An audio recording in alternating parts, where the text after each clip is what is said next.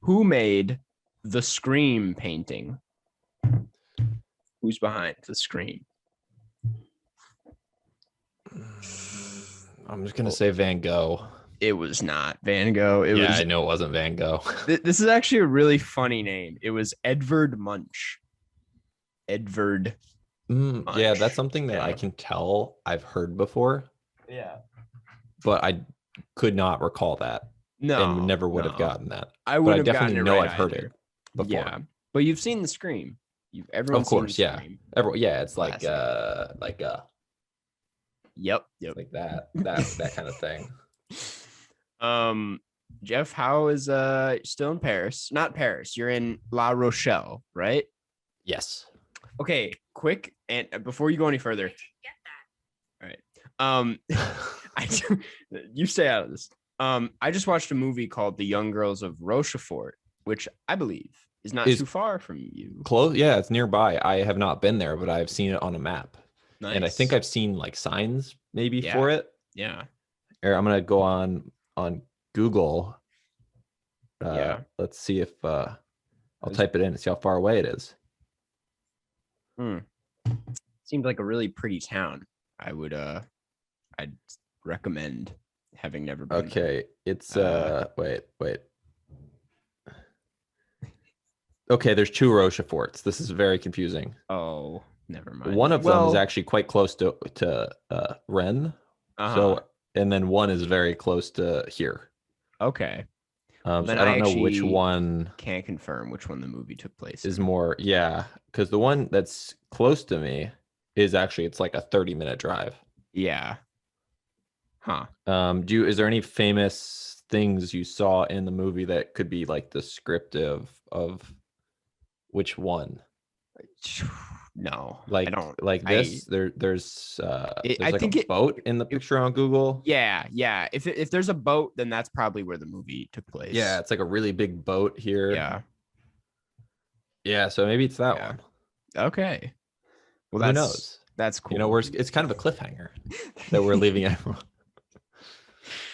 Is Jeff sort of close to the correct Rochefort? Exactly. Who knows? We're never gonna know. A lot happened this week. I feel like there's so much to talk about. Yeah. I don't know where to start really. I burned my thumb. I have a second-degree burn. That doesn't. Yeah, for anyone listening to the audio only, you don't want to see the video. It's yeah. It hurts. Pretty bad looking. Not gonna lie. Well, actually, it's better now. But last night it hurt for I want to say like 2 hours. And how did you do that?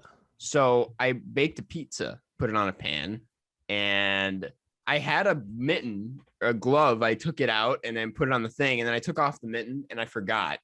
No. And then I was like, oh, let me just move it to the side. And I touched it, and all it took was like less than a second for me to be like, whoo. And I did what they tell you to do. I ran it under cold water, or cool water, not cold, for like 10 minutes until the pain goes away. And now it's just a blister. And, it doesn't look good. No. But it's also the worst because it's like a reminder that it was completely your fault as well. Yep.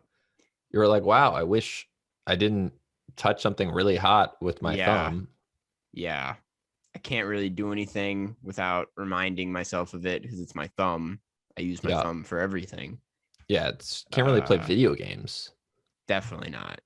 Well, I can play GeoGuessr with this hand. Yeah, perfect. Yeah, it wasn't your GeoGuessing hand. Yeah. Thank God. Yeah, so that happened to me. Anything crazy happened to you? Is that a thing?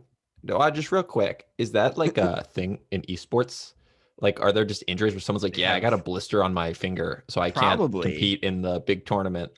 Yeah, I'd assume so. It would really suck to like trip and fall and break your like wrist. Yeah. And you're injured in your video game competition. Yeah, although to be fair, a wrist would be an injury that would prevent you from playing pretty much every sport. Yeah, that's fair. That is fair. Where it's like, if you played football, like American football, like a blister wouldn't really stop you from playing it. Yeah. But like it would probably be very detrimental if you were like a professional Counter-Strike player. True. So what I did last night was detrimental to my video game playing career, though. Yeah. Like that was a career ender. Mm-hmm. You're never going to recover from that one. No. Yeah, you saw Dune. We won't talk about it too much. Yeah, I did see Dune last night. We'll be talking about it when we do a Dune episode. Yeah. We're doing it up. I do have just some advice for anyone doing what I am doing, where they saw it in a foreign country. Yeah. So there's a lot of and this isn't like spoiling anything. It's just there's like quite a bit of speaking in like fake languages in the film. Yeah. And they only will subtitle that into the language of the country you're in. So for a lot of the film, I was leaned sideways, having the French person next to me translating the film. So for them, it felt like they could speak the alien languages because it was like and I'm like, what did they say? Wow. So you must have been pretty confused because luckily they did translate for me. So I understood. But if you do not have someone who speaks the local language with you, you might have I might wait until you can see it in English. The language. I was gonna try and say something, but I'm not gonna. Yeah, I don't know which countries that even is applicable for, because I think I heard in Denmark it's still like translated into English or something. I don't know. Yeah. But for me, that would have been bad if I wasn't with someone who spoke both French and English. Yeah, totally. I think I said this on the podcast before. I'm reading the book, so I know a thing or two about Dune going into it. Mm-hmm. I know that there's the Harkonnen, whatever. Paul. Harkonnen is at least that's how they said it in the film. Yeah. I'm very excited. In the book, is it written Timothy Chalamet? Yeah, actually, every time they say they actually just call him Timmy in the book, first name basis. Yeah.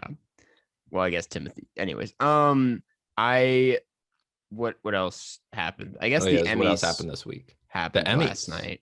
But I thought it would be fun. I did not watch. I actually have no idea what happened in the Emmys, which is why I was like, it'd be fun to maybe recap them through this New York Times article and give our takes on. Yeah, I know some of the fun events. Like two things about the Emmys. Yeah, that I saw on Twitter. What were they? One was when Conan stood up and gave a standing ovation to like some guy who he's like some president of some organization who just like has to give a speech, and Conan pretended like it was like important. Yep.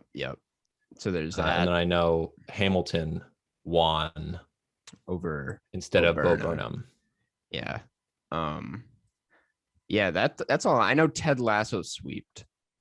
Yeah, which I have not seen the second season yet.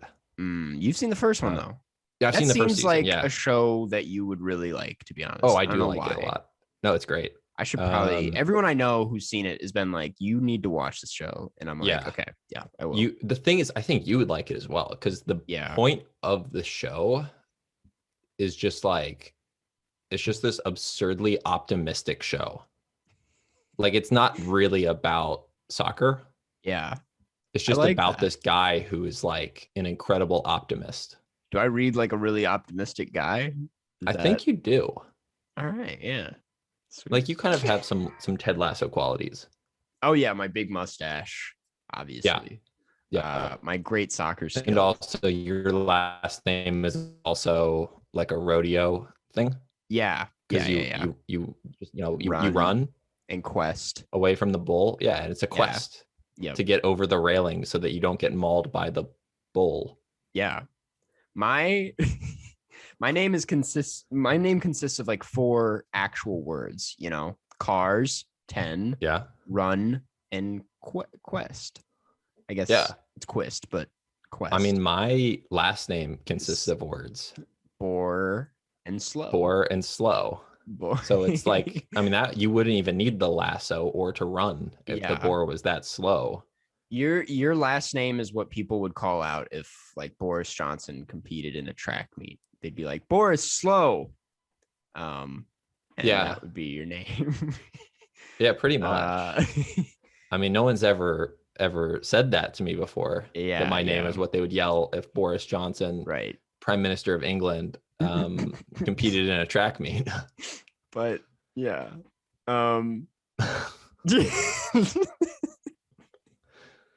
So I'm glad that we're really breaking new ground on today's podcast. Today's podcast, getting into the important notes.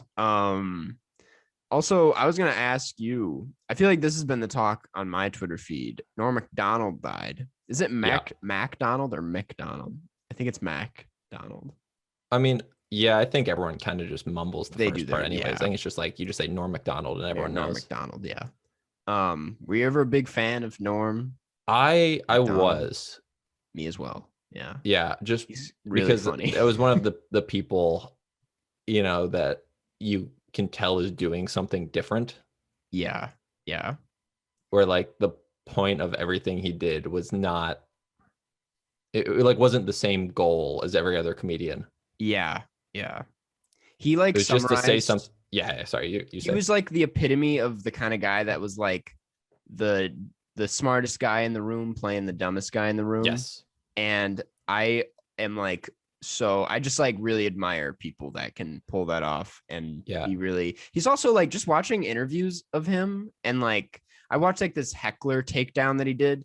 He's like a really kind person. Like he's one of the kindest celebrities, I think. Very not like the takedown wasn't really a takedown. He just kind of like walked through it in a really polite and funny way. I think it's also someone who like knew themselves well enough to like, part of his bit was that even if his joke was not good at all, it was just the delivery, and also he didn't care if it bombed. Yeah. That's it's like someone who could turn bombing into just part of the bit. Yeah. There's like I like a few like Weekend Update times where he like his joke completely fell flat and no one's laughing in the audience, but he's like losing it on stage, and it's like that in itself is funny enough. And I don't know, he's just like, he handles performance so well. Really great comedian. Yeah, there also was a sports show he used to do that I used to watch that was very short-lived because it was just like too weird to be on TV. Whereas like I don't even remember what it was called. I'm gonna have to Google this, but I just remembered that this was like a long time ago. Really funny. No one ever brought this up like in all the stuff people were writing on like in the last week. I saw someone that brought up how on his Twitter he would just like live tweet sports in a really incoherent way for like he used to do that. Yeah. I followed him for a long time. time. Yeah, he would also just live tweet an entire round of golf. That's really good. Yeah, it was like how a reporter would do it, but like worse. Okay, it was called Sports Show with Norm Macdonald. That was the name of the show. And it had one season in 2011. That honestly, I would watch this. Yeah, so if anyone, it also only had 9 episodes. Wow. Like it got canceled immediately. Yeah. Damn. But yeah, that'd be interesting to rewatch that to see what the 10 years ago, what the world of sports was like, happening with Norm Macdonald. Yeah. Talking about it. Maybe that's like what his live stream tweets were similar to. I don't know. Yeah. Maybe that was him promoting the show, or I don't know. It wasn't, because the timeline does not match up at all. Every time we talk, I always feel like you're adding subtly more foam behind you. Like you're not, but it just feels like that would be an amazing bit to where you add one piece every episode. I do have extras that could be adding. Yeah, you should. Imagine though, like, because no one would notice every week that there's like one extra piece, and then by the end of it, someone would be like, "Wait, why is the entire wall black now?" Yeah. They're like, Carson, you have foam in places you don't need. They're like on the floor. Like it's like sealing your door closed, so you have to climb out the window to leave the room. Start replacing the frames with foam. They're like, wasn't there a cow painting or yeah. I did not add any more foam. I don't know if the foam is doing anything, by the way. I think it's kind of pointless. I mean, I think it looks cool. Yeah. That's exactly. So it's not doing nothing.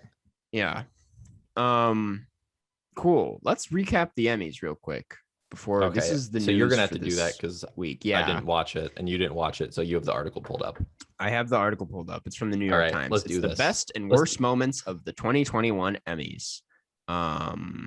Yeah. So the first one is Cedric the Entertainer opened with a tribute to television. ... and Biz Marquee. Now I don't. I guess that's fine. Yeah. Yeah. It's TV, you've got what I need. He sang, riffing on the song "Just a Friend." What?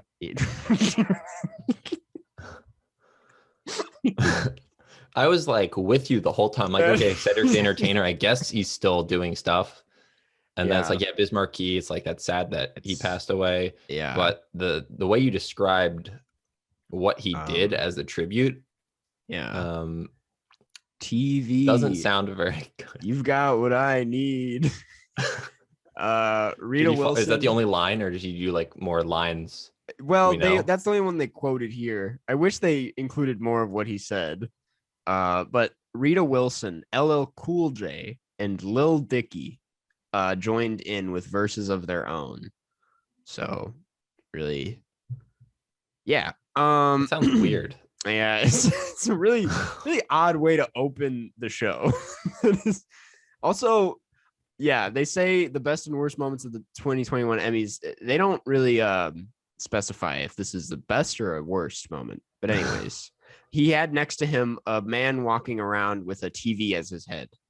And on the TV is like Stephen Colbert playing. It's a really odd tribute. This next one is there an echo in here? In the first hour of the show, the first 2 awards went to Ted Lasso, the second 2 to Mayor of Easttown, and the next 4 to The Crown, and then the next 2 to Last Week Tonight with John Oliver. That is kind of weird. That's pretty repetitive.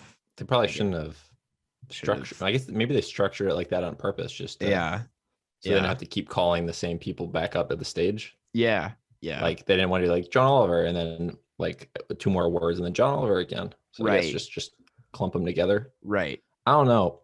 Yeah. I don't really know much about the Emmys. I don't watch shows is the problem here. Yeah, that's the thing. I have been watching more shows. Like I watched Dave, Little Dicky show. Yeah. It's very good. Really? There was a Dave poster next to my apartment in LA for a long time. And it's the one where he's coming out of like the pee hole of I know. That actually put me off watching it for a while because it seemed like crazy stupid. Poster. Yeah. But it's actually the show is it's not like that at all. Wow. There's actually no people coming out of pee holes. Oh, wow. In underwear. You don't see any dickies as all right. Yeah, something like that. That's cool. Fuck, what was I just gonna that was something we could have brought up. Karstcast alum Demi Adejuyigbe was nominated and at the Emmys last night. So we got that going for us. We've had a Golden Globe nominee and an Emmy nominee on this podcast. So big moves. This then it says Hacks gave Ted Lasso a run for the money.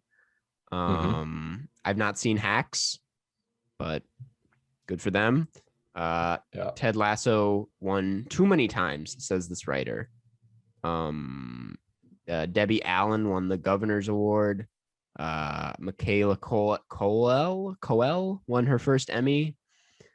I don't know any of these people. I don't really know those people either. We're also not even a TV podcast. We're not a TV podcast. Why are we recapping the Emmys? Conan won over Hearts, so that's good. The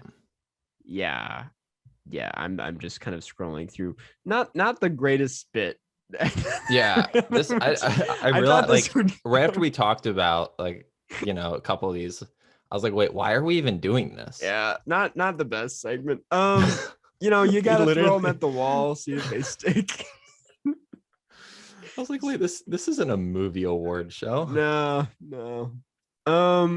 Well, cool. Let's just hop into this movie. No. Yeah, let's do it. I'm honestly kind of excited to talk about this movie. Oh yeah. Speaking because of, I had never seen it before. Yeah. Speaking of, um, winners and losers. Today we're talking about Surf's Up, the 2006, I want to say 2007, animated classic, one of the only like mockumentaries. Yeah. Come on, wait, sorry. And just the concept of doing an animated mockumentary, it's genius. Is ridiculous because every single like, you know, frame has to be like rendered. So it's not like you can just take random footage. It all has to be so pre-planned, which is the antithesis of a documentary. So doing a fake documentary that's animated is just like it's a like insane really, idea. It's a really funny idea though. I thought this was great. The synopsis reads: surfing means everything to teenage penguin Cody Maverick, played by Shia LaBeouf. Followed by a documentary film crew, he leaves his home in Antarctica for Pengu Island, site of the Big Z Memorial Surf-Off. Cody wants to be respected and admired, and he believes that winning the competition will bring him what he craves. However, an encounter with washed-up surfer Geek teaches Cody about what is truly important. Wait, his name is Geek? Geek. Yeah, Geek. I thought his name was Z. Well, yeah, it's Z, but they name him Geek in the movie to cover up that, because the Big Z thing is like a reveal, you know, that's like a surprise. You're like, oh my god, it's like the Z. most obvious reveal in the history of cinema. I was shocked the first time I saw this movie, which I was a kid, but I was like, what? It's Big Z. See, the thing I've learned through my many years of experience watching children's films is that if ever there's a character that dies that you don't see die, they're not really dead. They're not really dead. Yeah. Especially if it's in like in the water. That's the main one. True, right? Like true. So many movies where it's like, oh, this guy drowned, presumably. It's like he didn't drown. It's like he didn't drown. He swam away. He's a penguin. He can. Yeah. Can penguins? That's the other thing. Penguins can hold their breath for super long. So I don't understand all this drama of like pretending penguins had the same breath length as humans. Immediately forget. Like if I was a penguin, and you know when Maverick, what's his name, his penguin name?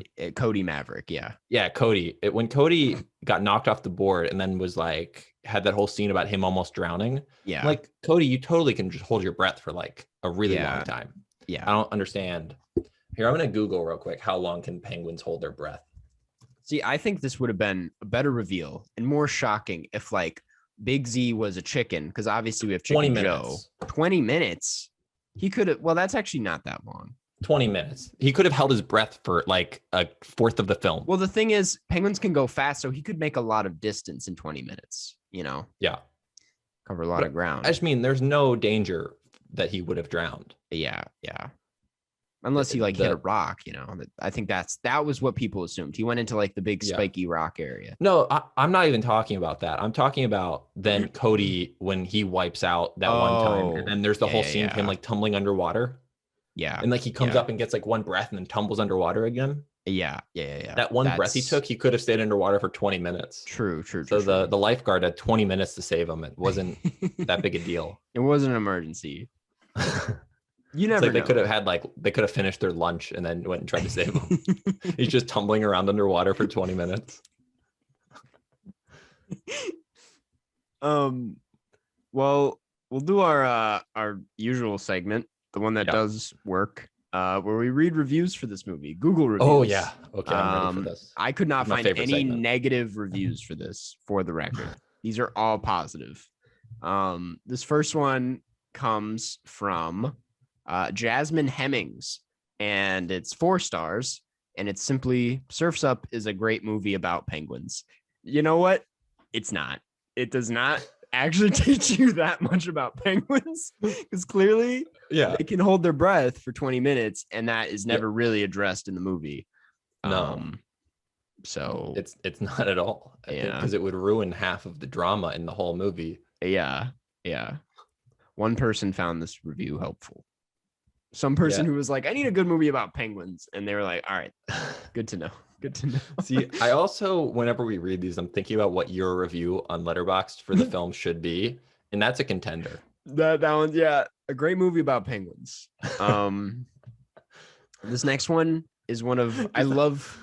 I'm just imagining someone like that becoming the top review for Surf's Up, and then like someone going to Surf's Up and looking at their reviews and be like, oh, it's a great movie about penguins. I guess I gotta watch it. This next one is one of those classic horribly typed reviews where every word is a typo. And I'm gonna read it the way that's this one comes from Sean Linden, 5 stars. And it's absolute masterpiece of a craft. I would highly recommend anyone watch the Sinscredent-y movie. It is so good, I almost want to die.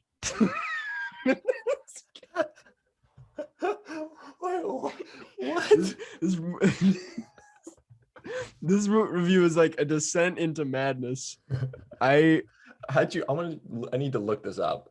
I'm gonna I'll send you. I gotta find this. I'm gonna send the screenshot I took in the chat of Zoom. Okay, yeah, do that. So I just sent it. I'm not kidding. It is complete. You're sort of there with this review, and then it completely goes off. I don't know what it means by this. Oh, this incredible movie is so good. I almost want to die. Let's see. All right. Absolute masterpiece of craft. Ew, build Higley. Recommend anyone with touch the Syncredent movie sit is so god I almost want Ted to die. Wow. Imagine I make this my Letterboxd review and everyone's like, okay, he's gone off the rails. He's gone off the rails. You just immediately get banned from Letterboxd. I want to make this my review and turn the comments on. Just see what goes down. I think if you do that, the police might show up for a safety check to make sure you didn't have like a stroke. Hey, they're like, hey, are you good, man? By the way. I think that would be the most exciting thing that's ever happened to Letterboxd is you post that review and turn comments on. For me to do this the week after I'm on their podcast, they're like, Karsten, we love what you've brought to the community. And then I post that. Yeah. All right. You got one more? Yeah, one more. This is my favorite one. It comes from the account Bubble Beach Boys. 5 stars. And it reads, this movie changed me and the boys forever. And yeah. This movie changed me and the boys forever. That sounds like an amazing movie experience, just watching that with that person and the boys. Yeah. I wish I could just watch the transformation happen. Yeah, it's funny. Oh my God. Their profile picture is literally a picture of a beach with bubbles in front of it. This movie inspired this group of boys to the bubbles are probably coming from a penguin that's holding its breath for 20 minutes. Or a chicken. 2 people found this helpful. Those were the other boys, I bet. And it changed them forever. Yeah. So that was a segment for today. Yeah, I love that segment. That's one that never lets us down. The second one. Yeah. Oh man. Sean is a genius. Yeah. You know, that's probably going to be what poetry looks like in 100 years. Probably, yeah. People are going to be like, trying to dissect it. Yeah, you're not finding the meaning in the words. You're finding the meaning the way the words were spelled. Yeah. It's like the Figure next out step. where Sean's head was. Yeah. I just to type all that out and then click post is so funny to me. Somebody. Okay. I mean, if you're not feeling bold, I could post that one. I honestly I kind of want to post it, but I want you to post it as well. This one. Just say the word, I'll do it. I love posting these before the episode of the podcast goes live because no one gets it. And then they're like, oh, that's why he did this. That's why he did. But out of context, which is most of the letterbox. Yeah. Anyways. I just would like to see that be the number one Surf's Up review. Yeah. They would absolutely not allow it. They would be like, all right, we can't give this. So anyways, Jeff, was this your first time watching this movie? It was my first time. Yeah, it was an experience. It was so glad. Definitely better than I thought it would be. It's great. Everyone groups this in with like shitty kids movies like Shark Tale and like Barnyard and all those like weirdly animated movies from the 2000s. But I'm like, no, this stands alone. This is a great movie. Now, there was this era that this is a part of that was like people were obsessed with penguins. Yeah. So there was, Happy Feet, this movie, Penguins of Madagascar, like the late Penguins of the Madagascar March of the Penguins. People were a solid 10 years later, but they were characters in the original Madagascar. True. And they were like the minions. Yeah, they were the comic. Exactly. They were the comic relief. Yeah. I did a whole video on this phenomenon called like Why All the Penguin Movies, like you did? 2 years ago. Yeah, it's like an older video and it didn't get, I was always really proud of that video. I tried really hard to make sense of it and I couldn't, but I think I got somewhere with it. I don't actually remember. Plug that video. Yeah, let's plug it. No, did you say pull up? Because we're not pulling it up. No, I said plug. Plug. We're just gonna tell people to watch it. We're not gonna.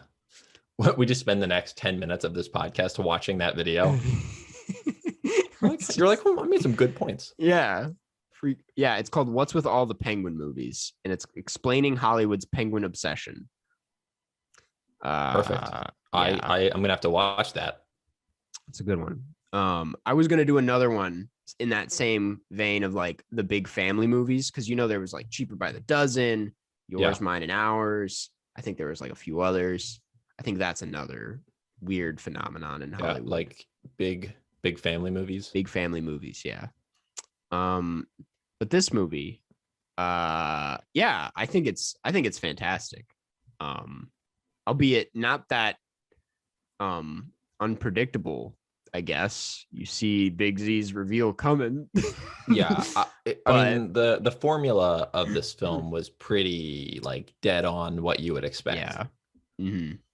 But the way it's done is very entertaining. Funny. Yeah. I think it also comes in like this. This was back when I guess MTV was really popping, and not that this was like what MTV was playing, but it kind of matches that like laid back, like surfer reality show style. And like Ben Margera. Yeah. Sorry. But yeah, that's I don't know. It seems like a great product of its time that knew how to poke fun at it at the time. I mean, it didn't make a lot of sense. I guess like the structure wasn't that like they didn't adhere to it very strictly, because a bunch of the chunks of the film just play out like a normal non-reality show movie, and then it's sometimes they like address the camera. Yeah. So it was kind of confusing when they decided, but then also like a lot of it was shot pretending to be handheld, which I thought was hilarious just because an animator had to like make the camera do little shakes like someone was holding it. Yeah. Yeah. They had to like yeah, those were my favorite scenes when they're like running in the woods and occasionally like the main character would like look behind and be like, get over here. Yeah. I thought that was really funny. But you're right. Like when they go in that cave with like the poop and it's like glowing, I don't think there was a camera penguin in there with them. Yeah. Okay. Also, they were for part of the film being about how dangerous surfing is. They were fine flying next to lava. Right. Yeah. Like they were like, yeah, this is totally safe. This is totally fine. Yeah. Going around a volcano. Not the most consistent character building, I would say. Yeah. But so we got to docket points. We've never talked like that about anything. About we gotta deduct a sliding point scale. We got to deduct 0.3 stars for that. Down the bar. What if that's how we actually reviewed films on this, where we just went through the film and like deducted or added points based on things we didn't like, that we liked or disliked? There are, never mind. Not gonna start beef. I was gonna say there are like some reviewers on YouTube that they'll be like, "This was a perfect movie," but they'll bring up a reason like that where they're like, "The penguins had no problem going next to the lava," which was my only issue with this. So unfortunately, it's probably gonna be like a 4.5. Yeah, I'm like, okay. Yeah, they're like everything else totally realistic. The world building was phenomenal, but then my only issue was that Kelly Slater, who's a real surfer, was a penguin in this movie, and in real life, he's a human. Yeah. Which, to be fair, that was confusing for me. I'm like, yeah, all of these characters are fake and they're penguins, but Sal Masekela was a real announcer who did the X Games. Yeah. And they just brought his voice on to announce the penguin surfing competition. The penguins don't have technology. Who is this broadcast going to? They don't have TVs or radios. It's very interesting trying to figure out the technicalities of this movie. Yeah, there's no electricity. I don't understand. What is the camera that they're using? Where is this footage going afterwards? What does the post team look like for this? Very confusing. Also, are there humans? Because the two humans or the three humans that existed were penguins in this film, even though in real life they're humans. Yeah.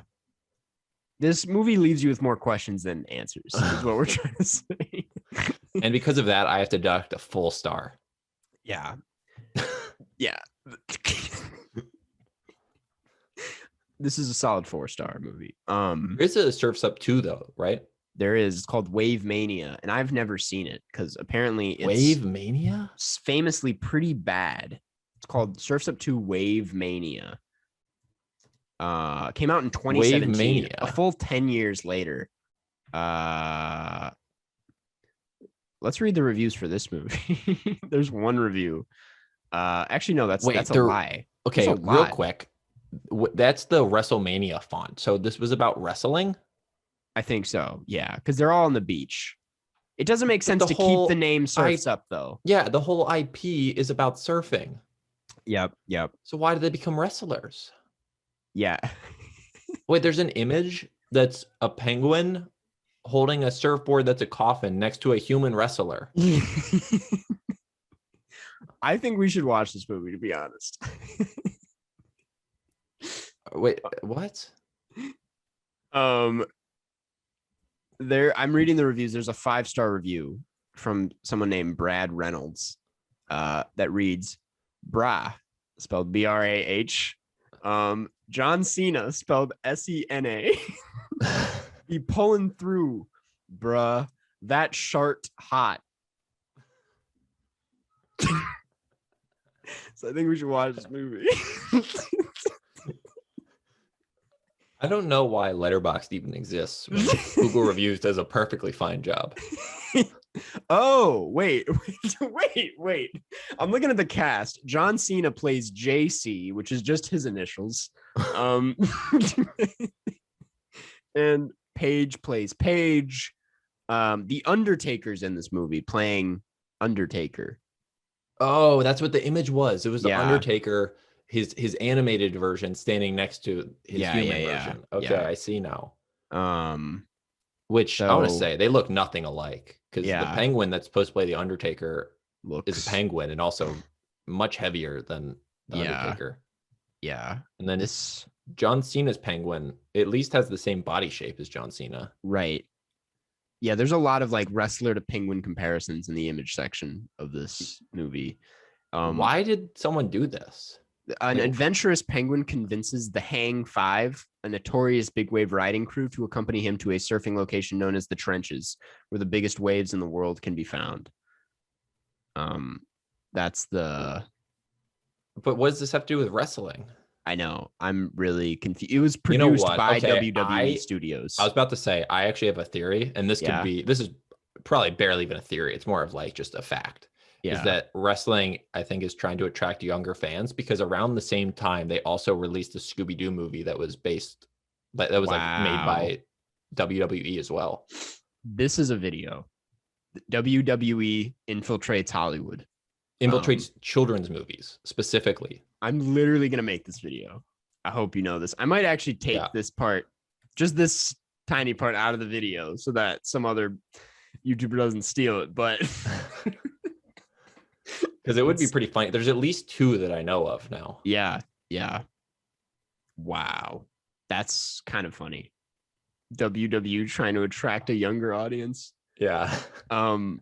Just showing clips for a video would be so funny. This is from 2017, though. When did the Scooby-Doo one come out? I think around the same time. Wow. Well, hey, you know what? I'm not going to edit this podcast. So actually, I'm just going to flat out say it. I called dibs on this video. 2014. Yeah, 2014 is when the Scooby-Doo one came out. That's pretty consistent with. And there's WWE Studios, which is like a film studio owned by WWE. Mm-hmm. So that's crazy. So it's a lot of the films that have the Scorpion King, which was the Mummy spinoff, that was from WWE Studios. Wow. And that had didn't that have The Rock in it? The Rock, yeah. Yeah, that's the whole thing. And then also the Marine, that weird John Cena movie where he's a Marine. Yeah. Dude, that's propaganda. I didn't realize. You should just do a whole video on WWE, like WWE Studios, because there's a ton of movies. So, there's also the Jetsons in WWE, Robo WrestleMania. What? Dude. Wait, this is exciting. This is weird. There's also a movie that Ken Jeong is in called Killing Hasselhoff. I think it's about killing David Hasselhoff.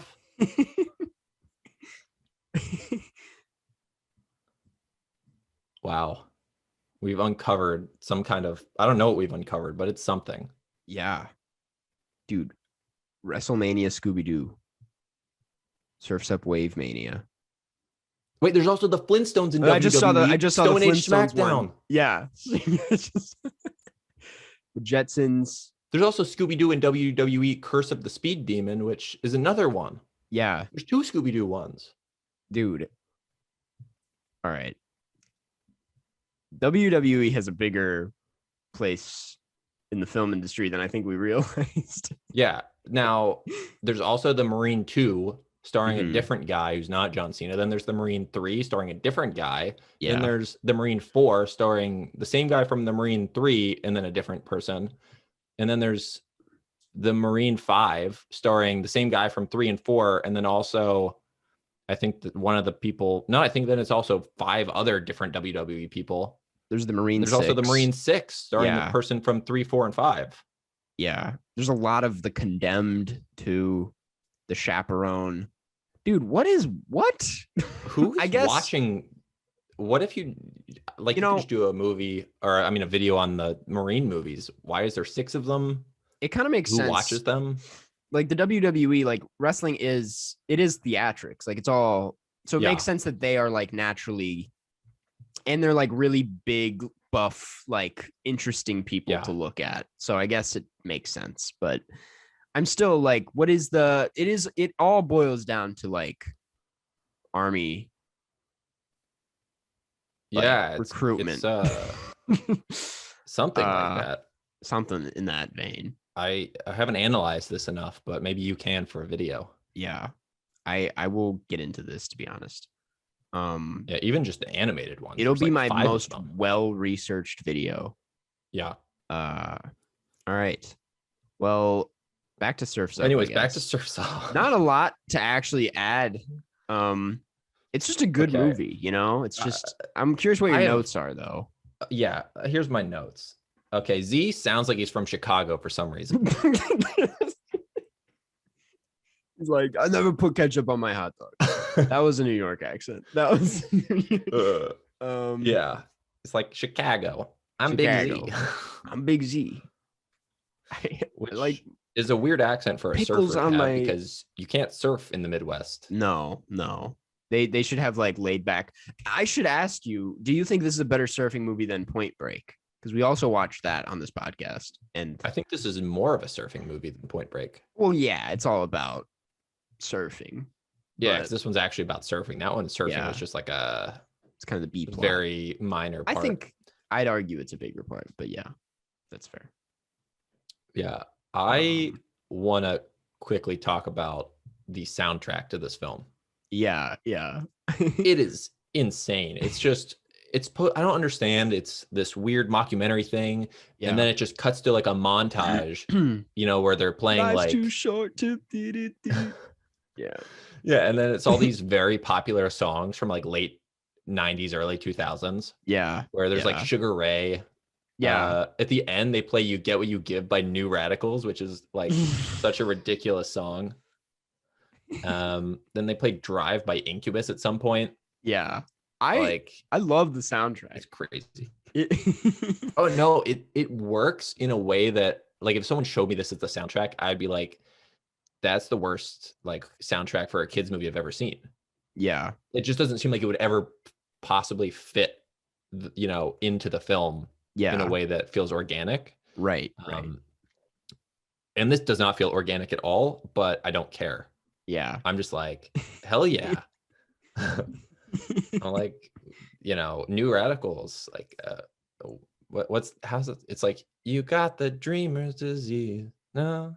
Yeah. You got to do. I think you're more in touch with this music than I am, but yeah. Oh, if you listen to You Get What You Give, you'll you know it. You know if you know. Yeah. Okay, I got one more note I had that I really think is important to get into. Mm-hmm. In this one, I think it could be kind of controversial. You just sat back in your chair. Yeah, I'm ready. I'm ready for it. You're ready. How old is Maverick supposed to be? That is a good point because he could be any age. See, here's my issue is that the beginning of the film makes it seem like he's really young. Yeah. I'm talking like 15, 16 because he still lives with his parents. He acts like a young child. Yeah. Right. Yeah. They show, because it's been 10 years since Z like disappeared at this point. Yep. And it seemed like around then was, he received the necklace and he was a small child where he conceivably could have been like 6. Yeah. So I could say reasonably we're led to believe he's about 16. He's 17. Because he does have a job. He's 17. Yep. Confirmed 17. Okay. Yep. So I was pretty close. You're pretty close. Yeah. Here's my issue. Wait a second. How old is his? Oh, yeah. Never mind. In Surf's Up 2, he's 27. But so the passage of time in real life mirrors. It tracks. Yeah.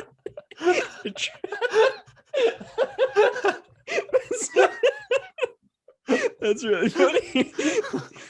They're like, well, we got to be accurate with the passage of time. I mean, we're turning this franchise from surfing into being about wrestling. Yeah. With WWE stars turning into penguins. But the timing, I will not budge. This has to be accurate to real life. Yeah. Okay. We need to make a pact really quick. Okay. If they don't make any more Surf's Up movies, in 30 years from when the one 2017 was released, so in 2047, we have to try to buy the rights to Surf's Up if they haven't made any more films. And if we have to make another Surf's Up 3 where he's 57 years old. He's into podcasting. Yeah. He loves Mark Maron. And he's podcasting to no one because they don't have electricity in this penguin land. He's just angry all the time. He's like, no questions this week. Because we don't have the technology for people to send in or listen to this podcast. But it's a penguin slowly coming to terms with the fact that no one's listening to his podcast. Yeah. And I mean, I think that's solid. Interesting. I think we can kickstart this. Yeah. Okay. So I wanted to get back to the final thing I had to say about his age. So he's 17 years old. Mm-hmm. How old is the like lifeguard penguin supposed to be? See, that's it. Lonnie is her name, right? Yeah, I think Lonnie, so. Well, there's the Surf's Up Wikipedia fandom. Lonnie is. Someone said Big Z is her uncle, right? Okay. She is a black and white Gen 2 penguin. Does not say. Wait, what? What's the description? Kind of just appearance. She is a black and white Gen 2 penguin. Gen 2? Or Gen 2, I think it's pronounced. Gen 2? What? It's a type of penguin? How old is Lonnie in Surf's Up? Because Lonnie comes across as like 30 years old. So I'm confused about the dynamics of this relationship. They don't specify how old. But Lonnie seems like an experienced lifeguard. Yeah. I feel like we could do the math if we paid attention. Okay, I have another problem. If they say specifically that Maverick is 17, how long are penguins supposed to live? What's a penguin lifespan? Why does he have a human lifespan? Penguins. So yeah, emperor penguins at least are only supposed to live 20 years. Okay. So if he's 17, he should be about to die. They have a lifespan of 15 to 20. But Magellanic penguins can live up to 30 years. The longest Wait. The longest lifespan of any penguin around the world. It's up to 30 years. So Cody's one of the oldest penguins. That should be what our movie's about. Cody is the oldest penguin. Because they just decided that penguins have all of the traits of humans and none of the traits of penguins. They can only breathe as long as a human. They live as long as a human. Yeah. I think penguins would reach adulthood by the time they're like 2 years old or something. Yeah. So it's kind of weird that he still lives with his parents and his brother when he's almost ready to die. Yeah. And also, how old is his mom still alive? Cody's on. Yeah, wait. This doesn't make any sense. There's a lot to question about this movie. But then the relationship only makes sense if you're saying in penguin lifespans he's an adult. But since they clearly go by human rules, he's 17, and Lonnie, I still believe, is at least mid-20s. Yeah. So I think that's kind of questions need to be asked about this relationship. And I don't think Big Z should stand for it. I don't trust Big Z, for the record. I don't either. If I came across Big Z, I would not spend more time with him. No. And his reason, I think there's more to it than he was letting on about his reason for leaving. Yeah. Because there's no way he's just like, oh, that guy was better than me at surfing, so I disappeared forever and never surfed again. Like, what? What's the saying? Skeletons in the closet? Yeah, something like that. I think Big Z has penguins in his closet. I think Big Z has penguins in his igloo. Okay, but wouldn't it be penguin skeletons? Penguin skeletons in his igloo closet. Yeah. But he doesn't. He lives on like a tropical island, so he wouldn't have an igloo. Yeah, true. Yeah, a lot of this is not adding up. I feel like they maybe didn't intend for people to analyze the film in this way. But Surf's Up, I'm trying to... Pengu Island, is that real? No. I'm gonna say. I'm gonna also say that what's it called? Shiverpool. I don't think that's real either. That's not real. here's what I will say is that Pengu Island, it's like extremely tropical. That's got to be so far away from Antarctica. And I think Cody goes all in the one way day. there in one day. Because the chicken said that he only met Cody yesterday when Cody was lost. So that means that the whale traveled. First of all, the whale never went underwater. Yeah. The whale traveled on the surface all the like across half of the globe in one day. Yeah. Dude, I'm okay. So I'm on the Surf's Up Wikipedia fandom. You know, there's like those fan made. And for the Pengu Island page, they got as far as Pengu Island is. And there's no other information. It's just wait, can you edit Pengu Island? I think so.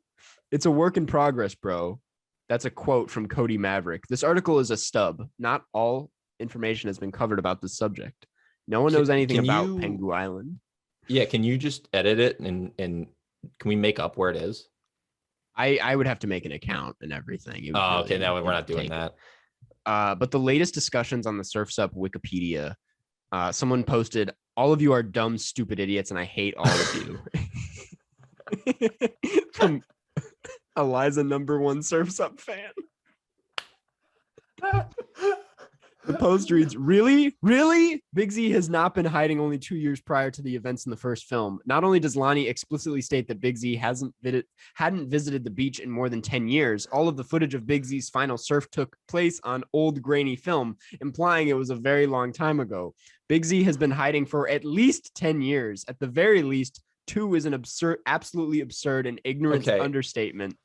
I want to say that I completely agree with Eliza, #1 Surf's Up fan.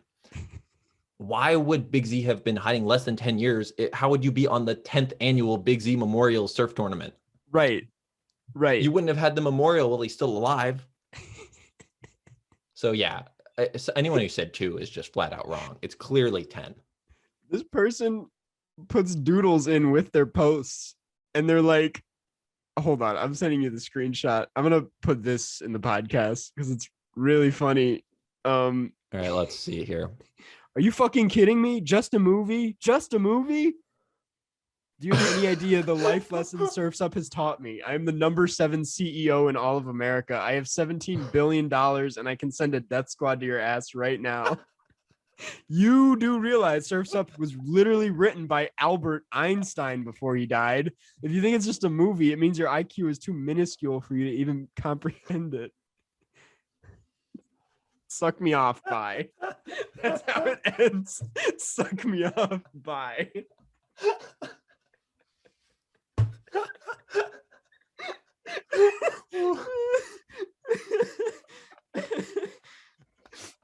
This is our best episode.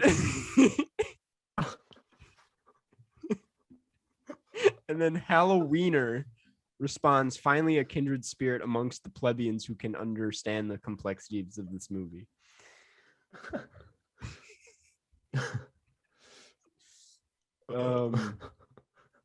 This is insane. The doodle though. This was, oh my god. This was posted February of 2021. This is a recent post. It's been out 14 years. This other one, I am seething with rage, dog. Sorry, we could have so much fun with this, but we have to move on. Yeah, I think this has to be a new thing that we investigate for each movie. If there's a Wikipedia like fandom. Yeah. You just sent me another screenshot. Yeah. Oh, okay. All right. I can read this one. Yeah. Calm down. Do you have any idea how many years of college I spent studying Surf's Up? How long it took me to read each and every page of the Surf's Up Bible? How many parties I missed? I missed my because I was hitting the books. I missed my own son's birth because I was hitting the books. I cannot stand this community's blame, misinformation, and your unwillingness to see how fucked up. And then the screenshot for me cuts out. Oh, it says this entire situation is, I'm actually shaking and crying right now. I am seething with rage. I am fucking livid. Watch your fucking back. I am coming. Trust no one. And then the doodle is them holding a holy Bible with Yeah. Surf's Up on the front. Yep. All right. Well, I mean, at least we at least we solved something. Yeah. This is a very funny fandom. I did not know this existed. All right. Well, what do you give this movie a score, Jeff?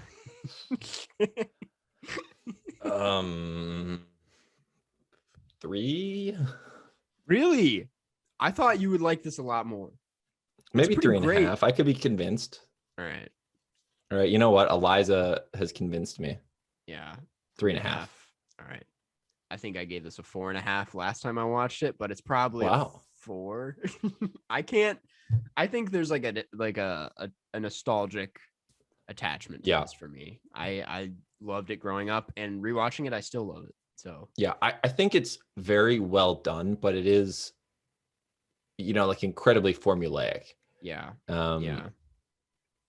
But I mean, yeah, the pacing is really good. So that's, I think, and the soundtrack and the logic doesn't make a lot of sense. So I did deduct 1.5 stars for that. Yeah.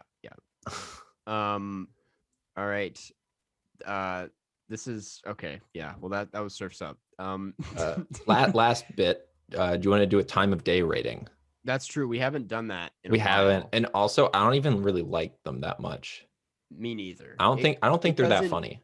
No, it kind of fizzled out the time of day. Yeah. Okay. So we're just gonna formally say we're done doing time of day ratings. This is the last one. We are replacing it with Wikipedia fandom explorations. Yeah.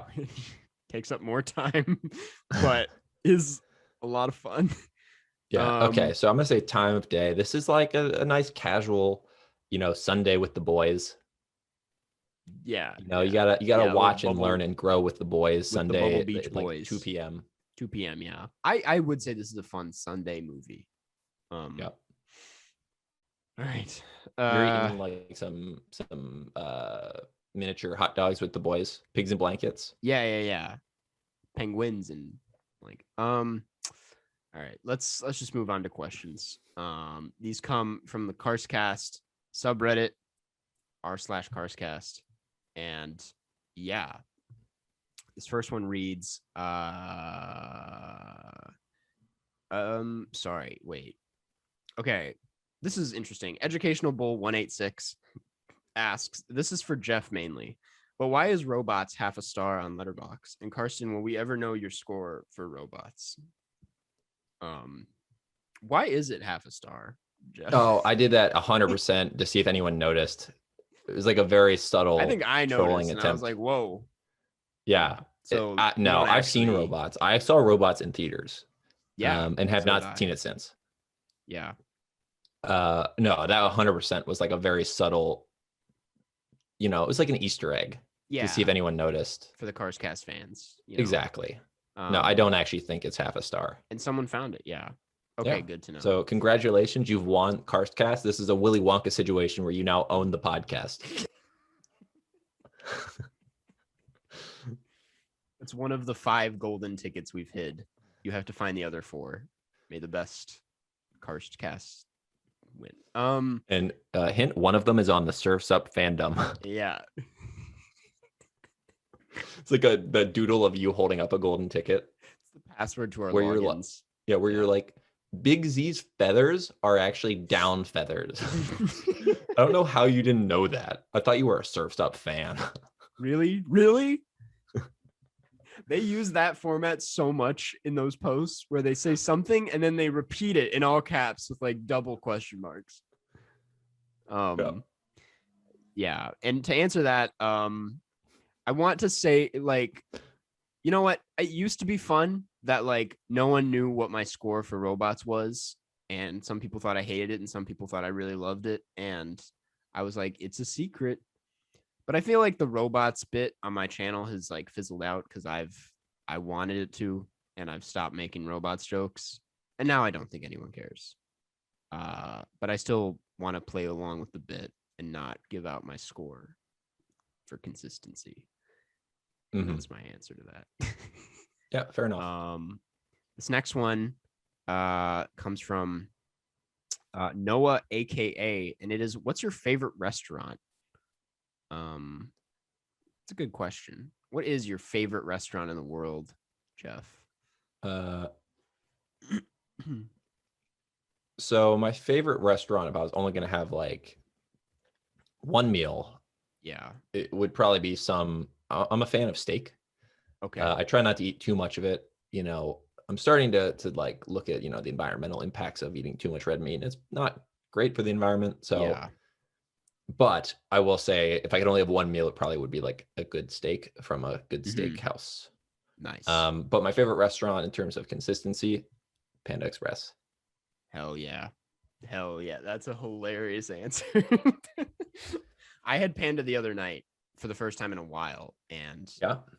it was pretty good. Yeah, I liked it. Yeah, I would like to mention that, as everyone here knows, I have not been in the US since June. Mhm. So I have not had Panda Express because they are not in Europe. Wow. So I have not had it since June. How's that feel? Are you Doesn't feel confident to great. get it? You're going Yeah, through I haven't. withdrawals. Yeah. That's going to be like the first day I'm back. I'm getting Panda Yeah. Express. That's what I did when I came home from Europe. I was like, I'm going to Panda Express right away. Yeah. And because I mean, here they have, Burger King, McDonald's, but I don't want that. No, you want that orange chicken. Yep. I would say mine is I feel like I've mentioned it a few times on the podcast. I love Small Chabal, the burger place. Yeah, I've only had it one time.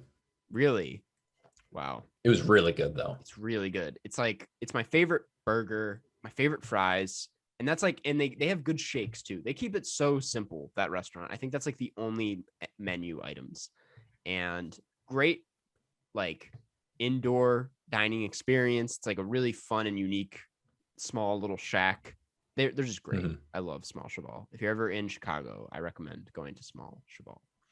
All right, I'm gonna have to plug my computer in. So I'll head you into can this read the next one. I still hear you. Let's see. Okay. This last one comes from Nicole is doing fine, and it's thoughts on big cities. What's your favorite big city you visited other than Chicago? This will be an interesting one for Jeff, as you've traveled more than I have. But as far as big cities that I've been in, I would say my favorite that isn't Chicago. I do think Chicago is my favorite city in the world. I love it a lot. Yeah. But Chicago is great. I've been to many cities. Sorry, I just wanted to add on to your thing. So now you continue with your answer. Yeah. I would say Amsterdam.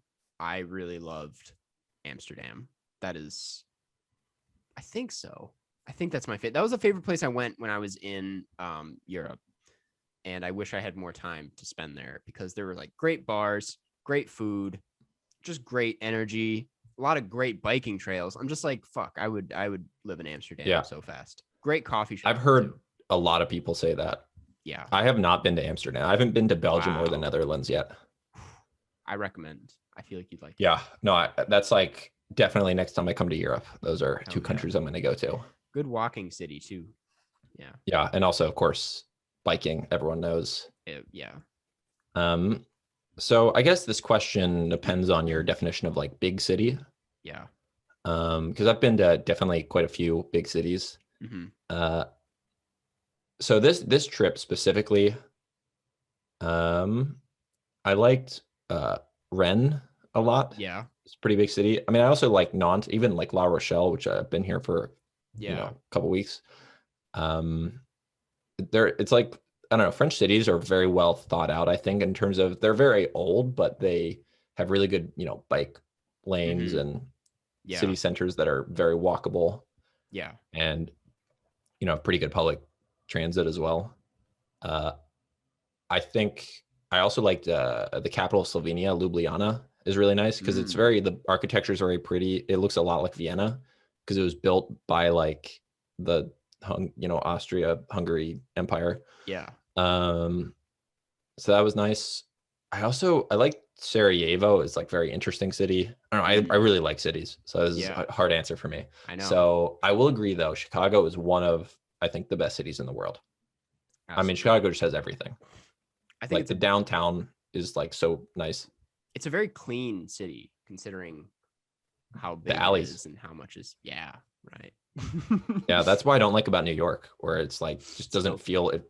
Yeah, doesn't feel nice. And then Los Angeles is just too spread out. Yeah. Where I've said it Chicago many is just times. Didn't like LA that much, but yeah. Chicago, I think is my favorite big US city for sure. I also like Austin, Texas a lot. I really want to visit Austin. Austin's really nice. It's like the one city where those dumb electric scooters actually make sense. Yeah. Because Chicago, the roads are terrible and you can only use them like on the outskirts on the other side of the river. Yeah. And the roads are so bad that you feel like you're gonna die every time you get near a pothole. Yep. But Austin, the roads are pretty good since it doesn't really ice there. And also there's many like roads that run parallel to the main road, so you can just take back roads the whole way. That's perfect. So yeah, it's actually really fun taking the scooters in Austin, Texas. Damn. So whenever I visit my brother who lives there, we do that a lot. Wow. So yeah, I would say Austin and Chicago are my two favorite big cities in America. Sorry, what were you saying? I was just gonna say I did those electric scooters in Paris, which is mostly cobblestone. Mm-hmm. It's not very fun, but yeah. Also, the cars drive crazy fast. My host mom was like, "You're going to die," and I was like, "I live free, madame." Yeah. And then she gave me an allergic reaction. Anyways, yeah, cut you off. Wait, what? It was like, she was telling me I was gonna die, and then she tried to kill me by giving me nuts in the pasta. Yeah. Oh. Yeah. Anyways, I don't know if I ever heard. Like, I knew you had the allergic reaction. I didn't know if I knew the reason. Yeah, it was because she made a pasta dish, and I was like, "No nuts, right?" And she's like, "No." And then I felt that I had 2 plates of it because it was so good, and then I had like a scratch in my throat, and I was like, "You mind if I check the labels?"